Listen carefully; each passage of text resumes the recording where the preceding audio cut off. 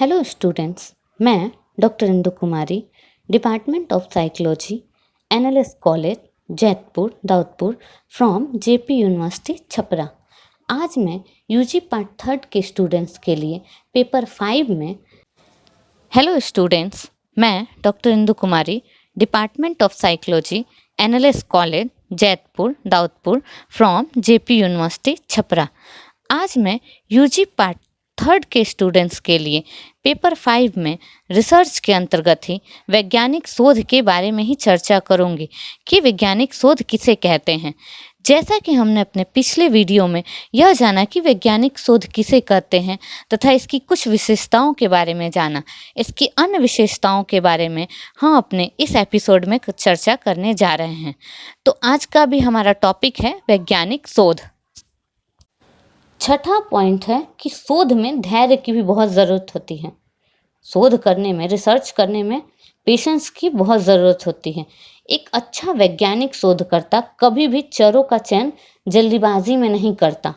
वो बहुत सोच विचार करने के बाद धैर्यपूर्वक ही चरों का चयन करता है और उससे संबंधित आंकड़ों का संग्रहण करके विश्लेषण करता है। 7वां पॉइंट है कि शोध में सुवज्ञता की भी ज़रूरत पड़ती है।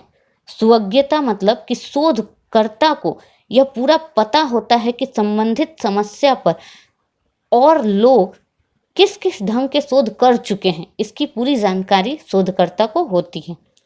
8वां पॉइंट है कि शोध में प्रतिकृति का गुण होता है। शोध में प्रतिकृति का गुण होता है मतलब कि एक वैज्ञानिक शोध का स्वरूप ऐसा होता है कि यदि किसी शोधकर्ता को अन्य शोधकर्ता द्वारा प्राप्त निष्कर्ष पर या प्रयोग किए गए डिजाइन पर किसी प्रकार का कोई शक हो तो दूसरा शोधकर्ता पहले शोधकर्ता की पूरे कार्यविधि को पुनः दोहराकर प्राप्त निष्कर्ष की वैधता की जांच कर सकता है। इस तरह से तो इसको क्या कहते हैं? प्रतिकृति का गुण, इसी को कहते हैं। 9वां पॉइंट है कि शोध में शोधकर्ता अपने प्राप्त परिणाम एवं निष्कर्ष, जो परिणाम या निष्कर्ष को एक खास ढंग से प्रस्तुत करता है। हर शोध में होता है ना कि एक रिपोर्ट तैयार किया जाता है रिजल्ट का, तो एक खास ढंग से प्रस्तुत किया जाता है ताकि जो पढ़ने वाले लोग होते हैं, जो पाठक होते हैं, को किसी प्रकार का कोई संदेह और अस्पष्टता आदि से ग्रसित न होना पड़े, ताकि उनको कोई संदेह न लगे। इसी तरह से हमारा 10वां एवं अंतिम पॉइंट यह है कि कभी कभी वैज्ञानिक शोध में क्या होता है, साहस की भी बहुत ज़्यादा ज़रूरत पड़ती है। अगर हम वैज्ञानिक शोध के इतिहास को देखें तो यह इतिहास इस बात का साक्षी है कि जितने भी महत्वपूर्ण खोज एवं अनुसंधान किए गए हैं वो कहीं ना कहीं राजनीतिक तथा धार्मिक विरोध के बीच ही किए गए हैं। अब इसका हम एक एग्जाम्पल दें,